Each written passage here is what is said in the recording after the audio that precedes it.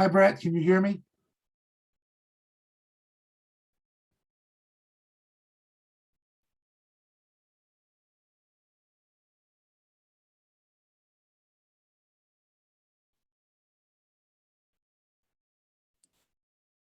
I can, yes. Okay. Just to let you know, I'm going to record this partially so like we did last time, put it up on YouTube so you have access to it. Sure. And Okay. Stuart, if he has any questions coming out of this, it's just better for him to be able to see it that way. Okay. Okay. Thank you. All right. Thanks for that. Okay. Sorry, I was a little bit late, mainly because I think Murphy's Law is global, but that famous phrase, anything that can go wrong will go wrong. Just as I came upstairs to have this conversation, my wife had something she needed to ask me. So it took a couple of extra minutes to get up here. That's no issue whatsoever. Okay. While you were sleeping, you will see that I have sent you a revised part 2 to stack up alongside the part 1. And so you don't have to Okay. look for that now. But I want us to kind of talk about the big picture, but I also wanted to walk through a couple of very technical things when it comes to word processing, just to see what you're comfortable with, what you're not comfortable with, what I can show you now, which you may have to get someone else to remind you of later. Okay. So one, I didn't write that email to discourage you. I did write it to light a fire under you. That's again a North American phraseology, but I think it applies in Australia as well. Yeah, you're trying to inspire. I get that. There are two types of inspirations. I mean, one of them is inspiration when someone is kind of, coaching you from the side and yelling for you to go. There's the other kind of inspiration when somebody sets a gun and puts it to the side of your head and says, go. And mine this time around is probably a little closer to the armament version of this than it is the cheerleader side. So it was really to kind of go, there's some real work to be done here. Partially, and I'll just state it this way, as sort of the summer went along, and I knew you had some real challenges this summer. What I was not aware of was the meeting that you guys had with email exchanges with Dr. Bartholomew about trying to be done this fall. So recognizing deadlines between now and October to get you to a point to get external examiners so you can graduate and be finished by December. I decided it's time to take a more heavy hand than I normally do with graduate students, definitely never do with doctoral students, but to kind of get you to kind of bear down and focus so that, and here, I want you to hear my main concern. Up until now, the big thing was, can you reorganize this material, both in the Beatitudes and also around neuroscience, so that you could create something constructive in part 3 that demonstrates your learning across all 3 of those areas. And I think you're on the right track. So you need to hear from me. I think you've done the kind of work that needs to be done in part 1, the work that needs to be done in part 2 to get you to part 3. That's left, that's still yet to be finished, I know. But what I am really concerned with is whether that work would ever clear an external examiner based on the way the material has been written. And the final safety flare, I mean, this has been something that's sort of been around the edges. I know Stuart has sent you comments at least in one of his documents where he did some wordsmithing. Oh, wow. I think sometime, I'm not sure exactly when. Let me just see. Somewhere back in earlier September, I believe it was. So just I remember that, yes. Yeah, and so it's time to get down to the quality of the writing alongside the development of the argument. And when you sent me the last draft, when I kind of said, just kind of introduce the whole sections, and you sent me this kind of metaphor about building a house around rocks, which again was something new.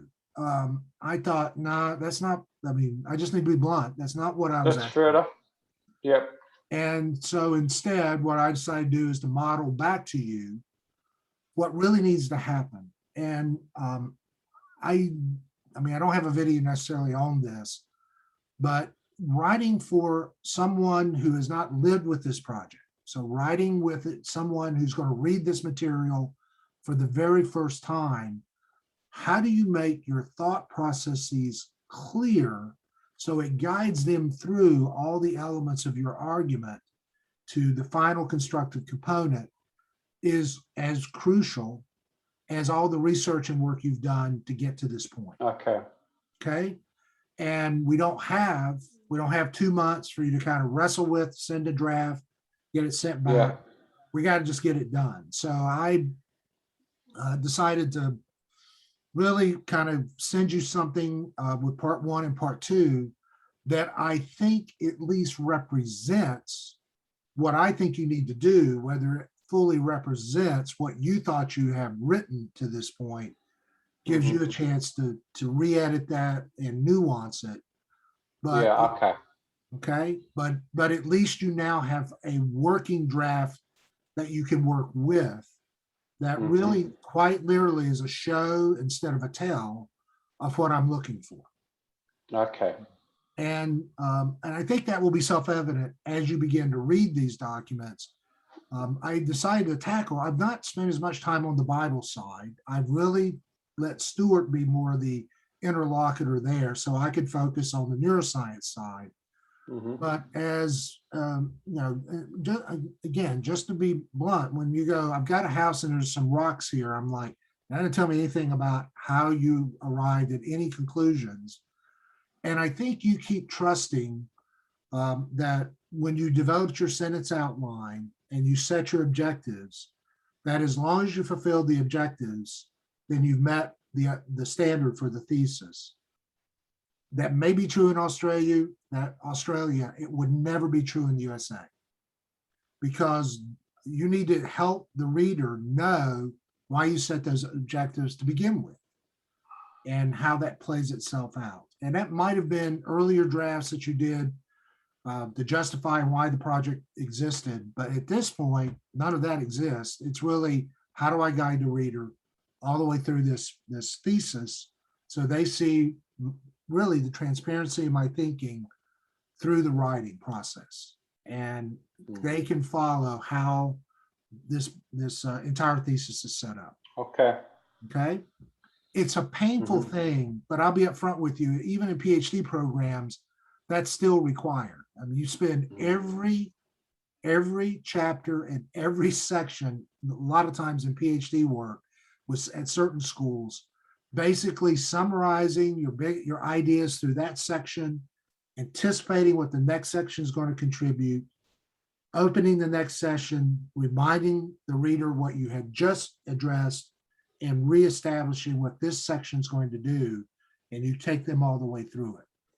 You don't have the words to do that, but you at least need to do it in how you set up the different parts and where you normally still sort of rely on the objective of this section of this chapter is, I have restated it in ways of just thinking about it.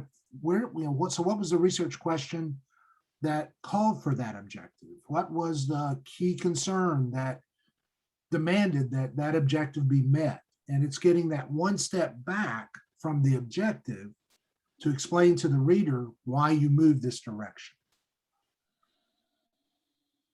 And so it really is research writing, not 101. I mean, this is a little more advanced than that because you're doing a graduate thesis, but it is kind of, how do I write up the research in such a way that someone who has not been a part of this project at all, which is very true in Australia. I mean, in the USA, a lot of times the supervisors are a part of the defense, but there you're at the mercy of the next two people that come along that agree to read this. So writing it in such a way that they are not distracted is really important.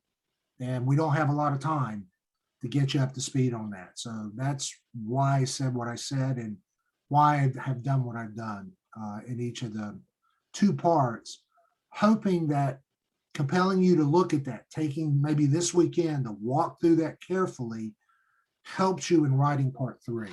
So we're not redoing this process again.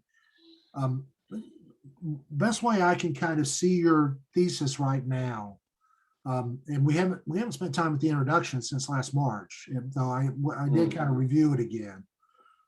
But in some ways, one way to think about, I think the way I'm seeing the thesis play itself out is that chapters 1 and 2 set up the constructive work of chapter 3 and the Beatitudes.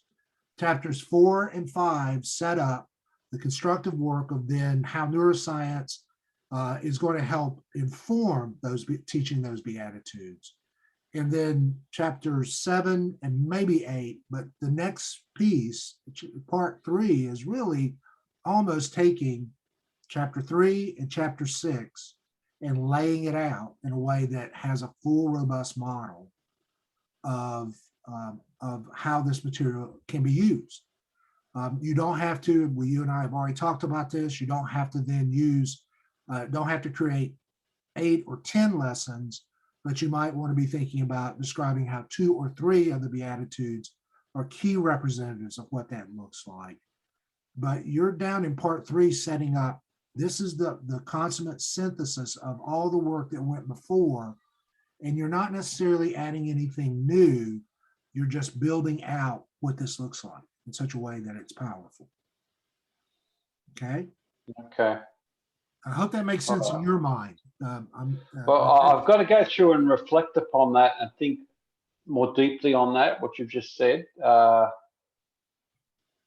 It possibly does, but I need some time to process it. And this is where reading my introductions to the 2 parts is important, because that's how, I'm having to fill in the blank. Because you haven't given that to me, I had to create something that I think best represents how those 3 chapters, 1, 2, and 3 flow together, and then how chapters 4, 5, and 6 flow together. And even in 4, 5, and 6, when you read my introductory component, since when you got to 6, you started first with kind of a curriculum, and I know you were really trying to pull out this intention out, the singleness of focus, and you then went to this kind of image of God and trying to pull out again what a positive image of God would look like out of the encounter. I rewrote that in the language of curriculum design and educational teaching or curriculum instruction to take the content you were using and organize that in my head. And I can do that in part because I've got lots of background in the neuroscience, the religion, and the Christian education. Yeah, you can draw it from a greater legacy. And I can just say, oh, okay, so it can work this way. You're going to have to look at it and go, well, that's not exactly what I meant. And you have freedom then to adjust that. But your external examiner, if it's someone who hasn't engaged this material the same way I have, but they don't even have that framing, they could get lost in the way the writing is constructed, at least at this point. Okay. So if there's urgency behind this, it's an urgency that the last thing in these last few days, as you're trying to kind of do the magnum opus of what this synthesis looks like in part 3, and then go back up and make sure your introduction really does truly reflect how the whole paper is unfolded. Your introduction can still include all the problem that you discovered and all of that work. You don't have to rewrite any of that, but it's more the second half of the intro. So how will this thesis unfold as a result of it? Yeah. Okay. In the midst of doing all that, I really felt like I needed to push you to start working on fine-tuning that writing. One of the things, remember, I was the adjudicator with your last appeal. So one of the things I did see was some of the criticisms. And the last thing you need is to have an external examiner wrestling with grammar, wrestling with incomplete sentences, wrestling with citations that don't seem to, that they're hard to identify their key sources. Those kinds of distractions are Chinese water torture for an external examiner. And be honest, I'm glad I'm glad they made the decision to give you the second round. And I think you've done some really good stuff with it. But unless you clean all that up, it may be work for naught if an examiner decides just based on the quality of the presentation, not the passing. So if I'm hammering you now, it's for you. It really is so that between the 18th of September. There's one point I'd like to clear up. The IBID last year was part of the method of referencing. That was approved last year. Okay, it's not in the. It's not in the SPL. It might be it might have been reviewed since last year, but maybe I've got to go back and talk to Stuart about that. I would, because IBID is a real pain, and I'll go ahead and explain the reason why, since I do a lot of editing. The only time you can use IBID is after you have given at least the short form citation on a given page. Then you can use IBID to follow that short form or long form citation on that page only. Okay. The minute you move to the next page, the writing styles, about everyone I know says you can't IBID something that you can't see on that page. And what editors have figured out, and this is why IBID is rarely used anymore, it still is out there, but it's rarely used, is the minute you start editing something, the minute you move content from one section of the paper to another, all of a sudden, if IBID goes with it, it's now following some citation that didn't exist in its current form. Fair enough. I think that's a good point. I think that's a very good point. So I would say that's one of those things where I don't know if you need to take a break, truthfully, and because you'll need some of those just to watch Australian football, soccer, spend some time relaxing in front of the telly for whatever reason. That's a time to have your laptop open in front of you and you just go down and you copy paste, because a lot of your IBIDs are like 5 or 6 in a row. And you just copy and paste the short form citation in that place. And you just clean it in up. A brain dead activity, Okay. And but those are the kind, seriously, those are no, I don't mind doing that. It just wasn't picked up last time I did it. And Stuart didn't put an issue with that at all last time I spoke with him. Like when we did the last thesis, that's why I thought it was okay under that method. So obviously I need to review that and to talk to him about that and see what's acceptable under Australia. And for the most part, I mean, I've asked for that, but for the most part, I've allowed him to sort of think about form and style. But my concern is not so much form and, I mean, it is around IBID. That's a form and style question. Yeah. This is also just about sometimes basic grammar, but even more importantly, the flow of the argument. And all the research that backs up what's important needs to be there. But if the argument's not clear, it's just research that backs up something. The reader won't know what that is. Now I'm going to share a screen and I'm going to use, I just want to know, I guess probably the best way to say it, do you use Word, Microsoft Word? Is that your software package, or do you have a different kind of package? I use that package. I also just recently bought the Grammarly program. I invested in that because I felt that if I've got a problem with grammar, that I need something and I got the academic version of that too. Okay. And Grammarly should almost drop in over Word, or if you post up, I mean, so that it shouldn't interfere with the formatting. I've noticed a couple of things, and I want you to hear, no harm, no foul, but I've noticed a couple of things. There were a couple of times where in transitions from one paragraph to the next, it looked like you'd almost used a tab and tabbed across so that it would drop down and tab to create the new paragraph. I've noticed sometimes instead of a page break, you have just used the enter button just to create 2 or 3 spaces between one paragraph to another to force a page break. So it's what used to be called short form versions rather than actually using the editing functions that come with Word. And you may not be as familiar with those. Are you familiar with track changes? Do you know what I mean by that, or the review function in Word? I have used that in the past, but not very often. Okay. So I wouldn't say I'm competent with it, but I have used it. Okay, so I'm going to show you, and I'm going to use part 1 as an example. So I'm just going to share a screen. And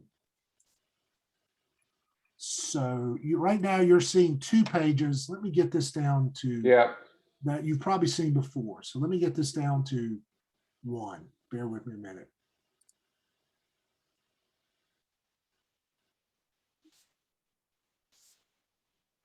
Okay, so that's about as large as I can get it. So track changes. Now, track changes, if you were to look at the top bar, if you see the word review, and you click on that, then you see track changes, which mine's grayed out, and you can go in, and this is where you turn it off or turn it on. And so if it's gray, it means it's operating. The documents I sent you have it turned on. You can choose to turn it off. But then that if you're going to do some typing, just so you won't be confused by that, okay? What track changes does is if I saw something that basically was like a page break and you didn't need it, would be an example of this, because everything, sometimes you had a break between the title and then the first sentence that in double space made it 4 spaces or in the gap. And so if I delete that, anything deleted will always show up on the right-hand side. If you do not want that, if you want to reinsert it, okay, you just right-hand click and you get a menu right here, and there's always accept the deletion or reject it. Yeah, I remember that, Okay, if you accept it, it disappears. Now, bear with me a second. If you reject it, it goes back to its original format. Okay, so that's one thing that I just wanted to point out.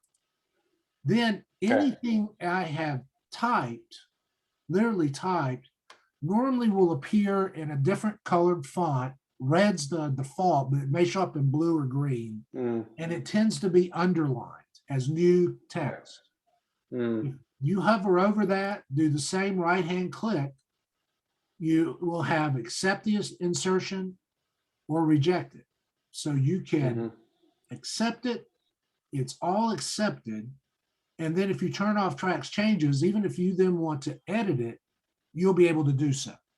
Now, it's not that you're going to accept it and just let it go, but if it looks close, but you want to make some changes, accept it first, and then start editing on it. Okay. Okay. And if you see something and you go, no, this really isn't good. I mean, this really doesn't reflect what I wanted to say, and it's just way too much content, you can go in and you can actually reject the insertion and it all goes away. Okay. All right. And because track changes are on right now, it shows up as deleted. That's because the track changes were turned on. If that's turned off, let me do this again. So if you look at my material, turn off the track changes, just turn that off. If you reject it, it stays, well, I guess it does stay over here until you accept the deletion. So it's trying to help you not to lose content. You've got to go through a process before you flick it out the door. Yeah. I get that. if I have deleted, and this is a good example, so you started with part one of the thesis, return to the metaphor of building a discipleship home for discipleship making parent, the beginning of the process, many steps.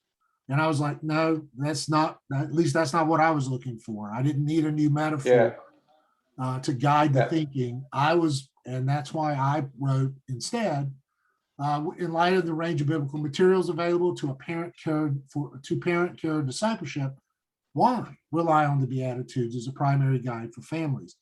Now, yes, you gave me 6 bullets in the introduction, but they were just bullets. And you are about to spend part one really making a more detailed argument for it. So let's set up why you're doing that as you begin this part of the thesis. Does that make sense? Okay. And then, as acknowledged below and suggested in the introduction, the Beatitudes do provide one framework. But does this body of Jesus' teaching, as arranged by Matthew, prove effective for parent carers and children, often within familial relationships? That was one of the research questions. So why the Beatitudes? Does it really fit? You basically jump right to the objective. Well, the objective is to show that it fits. Well, go ahead and ask the question. You're actually inviting the reader in so that they're understanding why this was a major concern.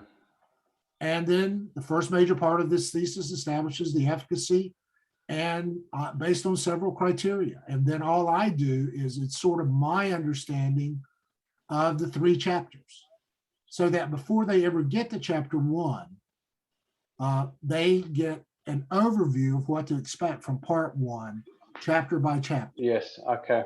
Okay. And they know before they ever start reading chapter 1, the flow of your thought all the way to the end of the part.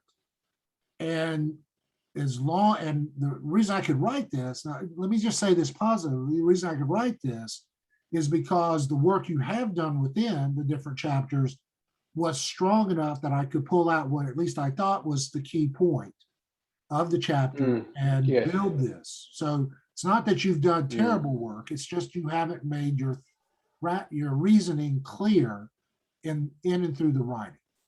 Yeah. Okay. It's a communication problem I've got. And so I understand that I'm not communicating effectively. And research writing is a skill set unto itself. I don't know how much Tabor focuses on that. And to be frank, I've been in PhD programs that didn't really work hard.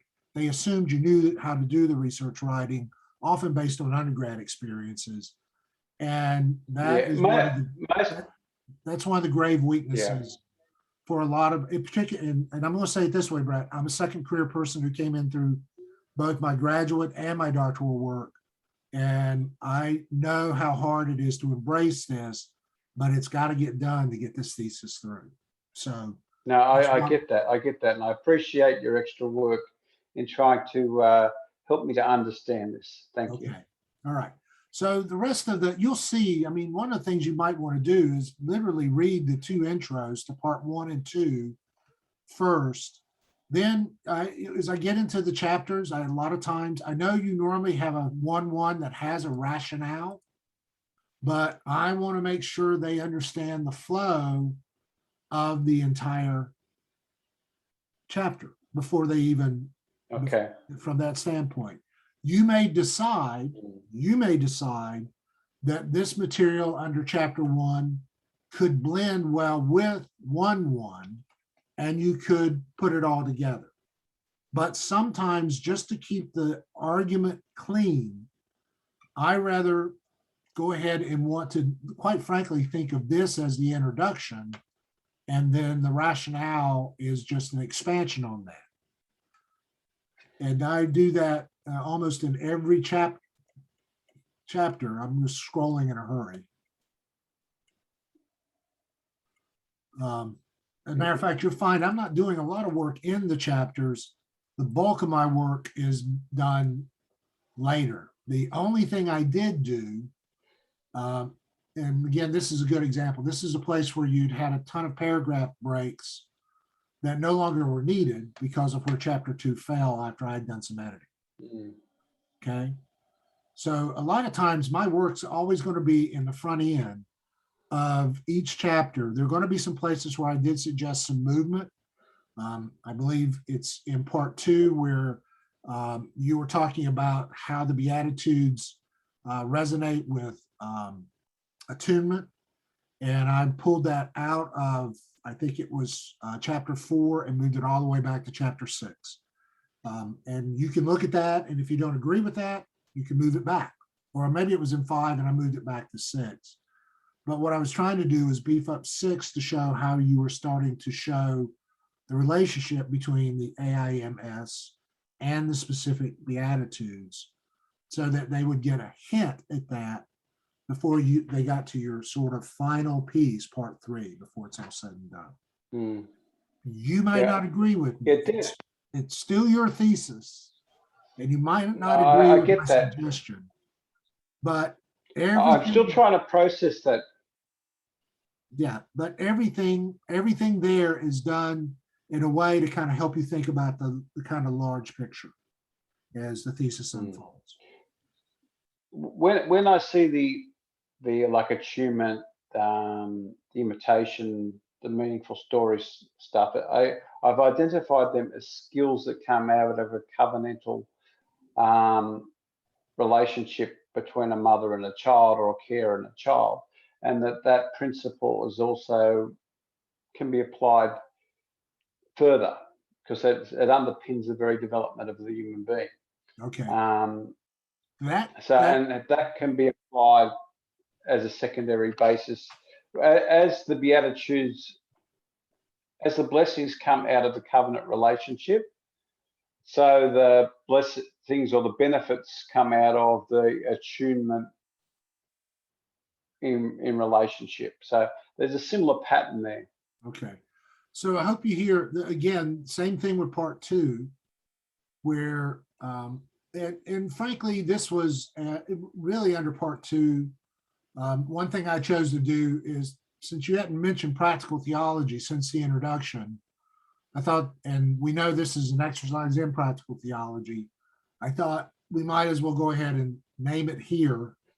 And you may plan on naming it again in part 3, but as part of the rationale. And the simple argument is, if this paper, as much as this paper needs to sort of select a worthy interpretation of the Beatitudes for the sake of the parent-child relationship and discipling between the parent and the child, as much as it needs the right biblical framework, that it at least needs to speak out of a social science framework or a human framework in dialogue with that material.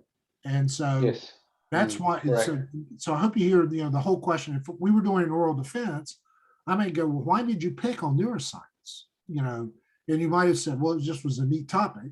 Or you might say, well, no, there's a real reason for it. And at least I gave you a rationale that you can choose to edit if you want. But the arguments are things that you've explored. And so you've written about it in each chapter, but things like the fact that neuroscience and particularly neuropsychology really talks about the intimacy of relationship. And it does get to new information, and actually because it's being used now in the practice of both religion and education. So it's a crossover experience. I tried to say that only in a couple of very short sentences because you don't want people to get locked into that, but you want them to go, okay, yeah, that makes sense. Then they go and start following how you're unpacking the neuropsychology from that point forward. Okay, yeah. So, Fair enough. Think of me, one way to think of what I've done in these 2 drafts is there is a moment. It happens with everybody, whether they're writing a research paper, a master's thesis, a doctoral dissertation, or just a book, where they get so intimate with the particulars in everything that they're writing that they begin to miss the bigger picture of how all this stuff holds together. And it happened to me in my doctorate.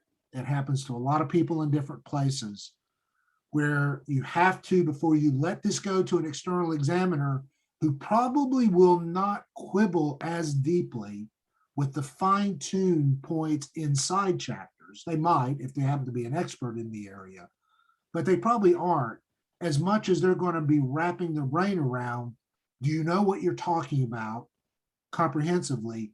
And have you offered enough evidence to back it up in a logical frame? And that literally is sort of learning to see once again, the forest for the trees, and making sure that the forest is what's important right alongside all the different trees that you've been analyzing and describing as you've been building each of these chapters. So if these two drafts can help you keep in tandem the work that's left to be done, particularly as you move into part 3. And maybe the best way I'd advise it is, once you have written the chapter or chapters in part 3, before you send it to me or to Stuart, stop. Now you've written them. Now, how would you re-summarize those chapters in such a way that you can write the introduction to the part, and you can write a conclusion of how all of that then leads to sort of the final observations and inferences going forward. And that way, I think a lot of times we write the chapters and we go, wow, I'm done. And we want to get it off just to make sure that our arguments inside the chapters work. Go for a walk, have a cup of tea, go out for dinner, whatever you want to do, but then come back, read through those chapters, write the introduction to the part that basically says, this is what I've just tried to accomplish in these chapters, and then write a conclusion that begins to wrap up the fullness of what the project's been about. Okay?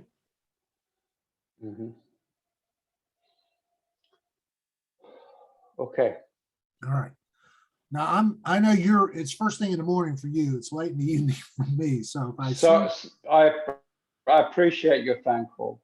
Well, if I see, it is probably fairly late for you.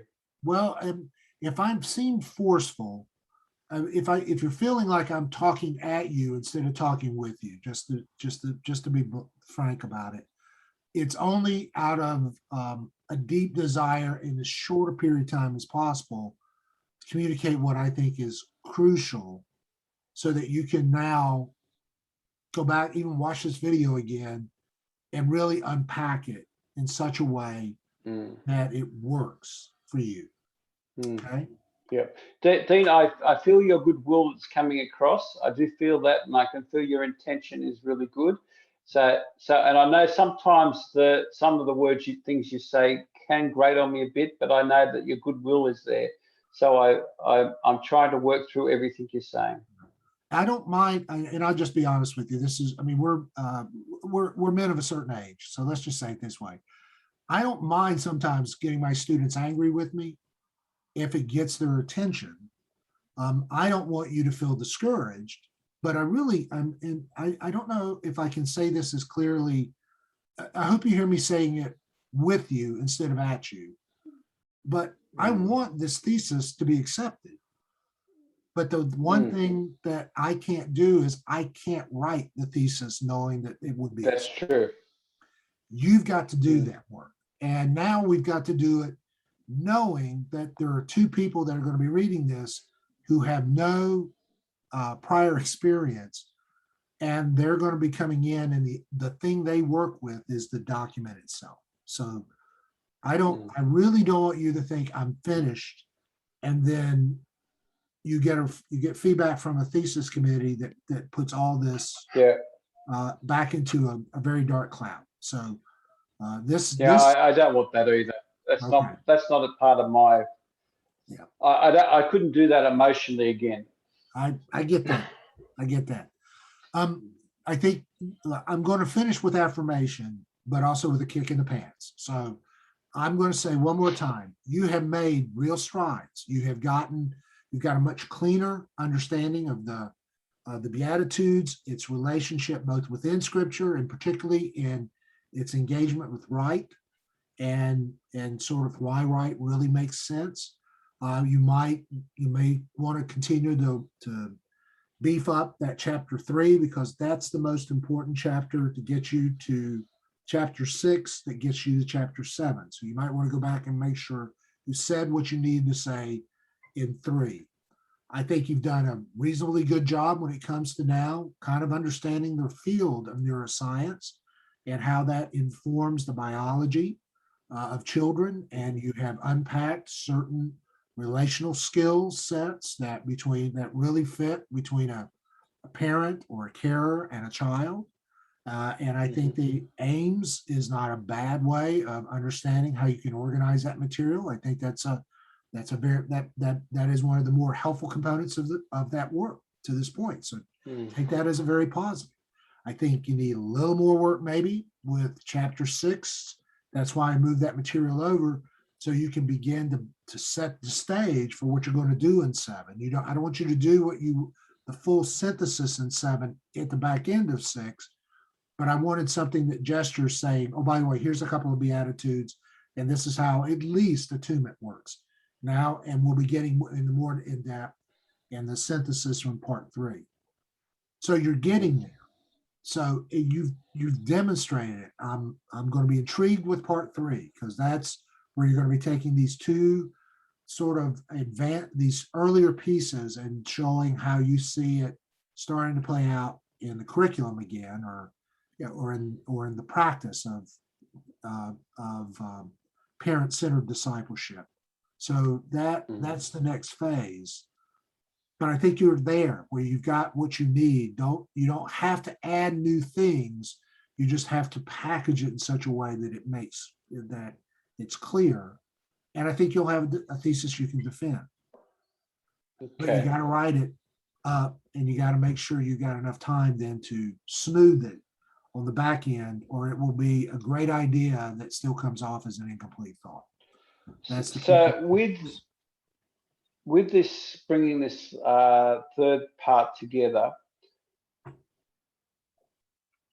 do I need to continually quote the sources and draw them on, or more summarize the material into a blend, or have? This is probably the one that's part 3 should be as much your voice as others, unless, and this is my line, unless there's someone there, either be it Ellen Galinsky or someone else, who actually can just be the background choir to your solo at the key moments.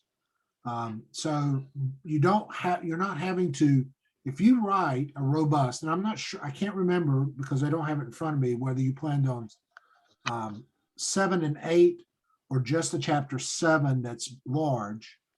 But this is a place where you take those last, I think, I don't have your outline from me. I think it's 50,000 words. Am I right about that? I know you allotted. How many words did you allot per section? Oh, I think it's 5,000 words. 5 or 6,000. Yeah, in between those areas. Right now, you've got part 3. You go an approach for teaching, applying the biblical beatitude model of neurological insights. Again, and then building a discipleship home, applying theory-laden synthesis. My question is, and you need to figure it out. I mean, you've written those words down. These are sentences that you've written out. My question is, what's left to really do? And does it take a chapter to do that and really show that, yes, so now let's return to the Beatitudes. Let's apply AIMS and the way the Beatitudes are used. And this would be a representative, be it curriculum or strategy, maybe a better word to use, of how then AIMS, how the Beatitudes utilizing AIMS can guide parents. And here's example A and B and C. And if you're inside the example, if you can quote a couple of sources that reinforce the claims that you're making, You may be down to just one robust, large chapter.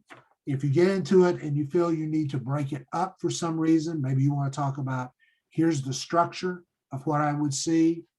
And then maybe chapter 8 would be, and this is the coaching that parents would need, because you alluded to that at one point, that they really need coaching. So if it's more, here's the structure, and these are the things I would emphasize in the coaching. And then reserve some space on the back end for a conclusion that says, in light of what I've shown you, in light of what I've shown you about the power of the Beatitudes, in light of what I've shown you about how neuroscience can lead to aims, an aims approach, I have now demonstrated that it can shape a curriculum, a structure around it, and it can actually provide the guidelines for coaching people so that they can do this well. Parents and carers can do this well, and it has the possibility. And then at the very end of the conclusion, so what do you think are, one or two, this is when you get, after you sort of summarize your argument, you do have permission, if you want to take a paragraph or two and say, what this has taught me, here are two or three key things I think they will be most helpful for the church going forward. It's a kind of implications, applications at the end of the thesis that you can sort of be in more of a reflective mode. There'll be your own voice at that point. But if chapters 7 and 8, less seeing your sentences of applying the model with neurological insights and applying theory-laden synthesis between that, and if it's really more, chapter 7 is how do you structure this so it goes well, and chapter 8 is, and then how do you coach and prepare people so that they can use aims in an appropriate manner. I think you've actually accomplished what you set out to do in the introduction. Okay. And that may take some pressure off of you. I mean, it's kind of thinking, okay, I talked about, and you did talk about some of the structure back in chapter 3. You did sort of summarize eventually in chapter 6 what the method would look like.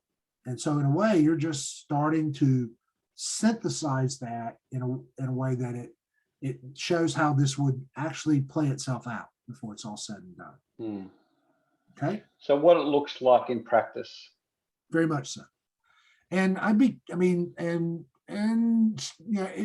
this is back to your question, but let then some of the people who have talked about how this looks in practice. I mean, again, I'm mindful of Galinsky's work in particular because I like her work, but there'd be others who then, when you'd say, well, parents need to be attentive too. Well, is that something Galinsky said? And I can bring her in as well. And I can just bring in and give a footnote. Don't need a long elaboration, just a footnote that says, see, this is the same idea that fits with other people who have applied neuroscience as a part of their educational practice or their caring for children. Okay. All right. Yep. Okay. There's a phrase in the United States that was made famous in a sitcom here about a plumber of all things, but the phrase is "get her done," and that's what's left to be done at this point. So you've probably gotten the most robust feedback this time from me that you're going to get. I'm going to anticipate a part 3 that I will make comments on.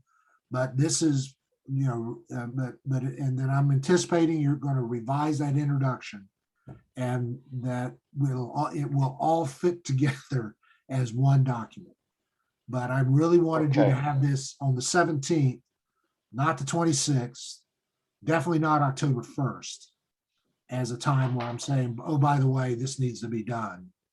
I need to add this in if you really wanted to get done within this. I need to get going on this now. I do get that. I get the message that it's got to get done.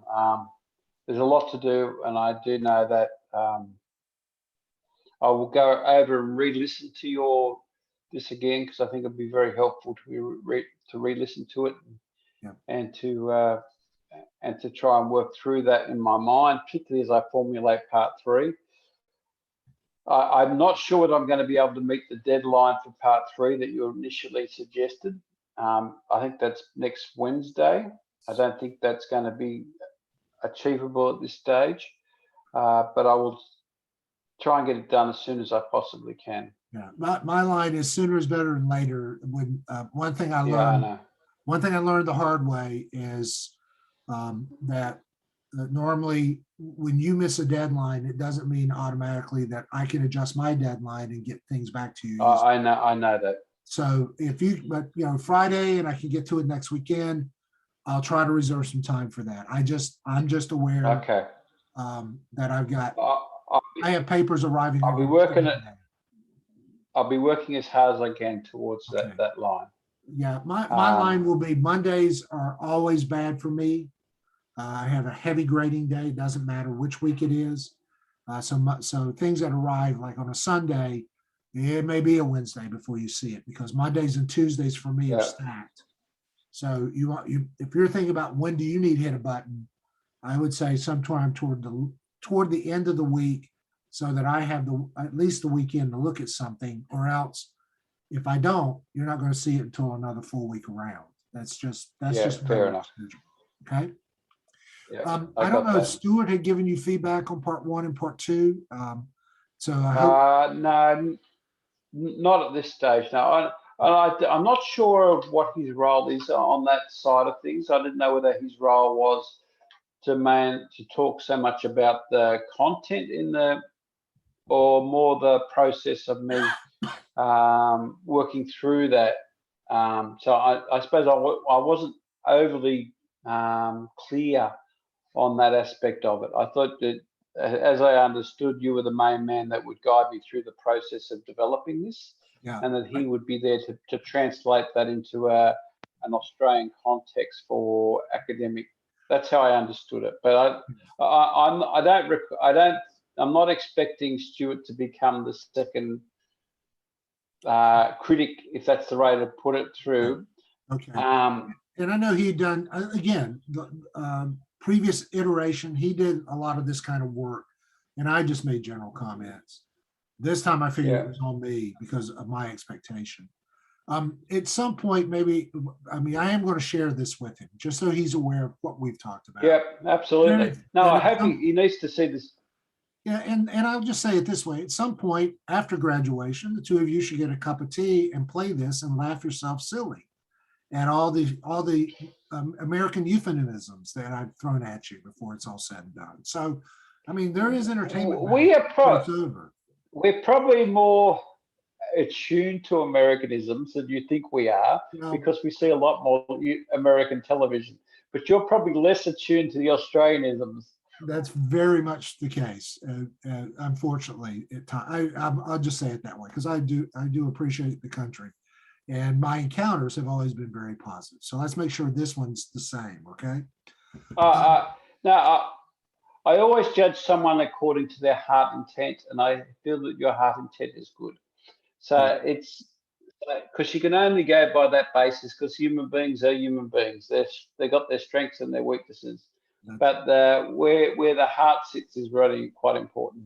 Yeah. Well, I'm going to we'll call it. I'll call it an evening for me, mainly because I haven't had dinner yet, and I'm ready for it. You go home and spend some time with your family. Yeah. Well, you have a good day, and truthfully, if this is one of those times where you have to go to your wife and say, "Honey, if you really love me, you're going to have to leave me alone for the next week," to which, if your wife is anything like mine, that is not a problem. She'll probably go, "Thank you." But he may also have to say at church that you're going to need some extra time. Create as much space as you can, because you're in that phase where it really does have to be completed. Okay. Either that, or we're talking about some kind of spring deadline, which I don't think you want. And I don't think I want either. Okay. Or January. And I don't think Tabor wants that either. No, I get that. I think we had originally, I think I could have pushed toward at least the December, January window instead of the October, but I know that would cause you to miss graduation. So let's get this finished, okay? Okay. All right. I know there's some stuff they have to work through here as far as markers and all that sort of stuff. So that's something that's probably they're going to be probably have to start to look at very shortly to work out a process. Yeah, very much so. Because and if they don't, well, that becomes you part of won't the get problem. someone. The longer it takes to get it in, the deeper the problem of getting it, the examiners to mark it, so you know you're done. And I've had one PhD student in the British system who had to wait a year, not because of mainly because they missed one deadline, and then they couldn't get the examiners complete on time. So let's just not let that happen. Okay. All right. I think that could happen in Australia. So yeah. Have a good night. Have a good meal.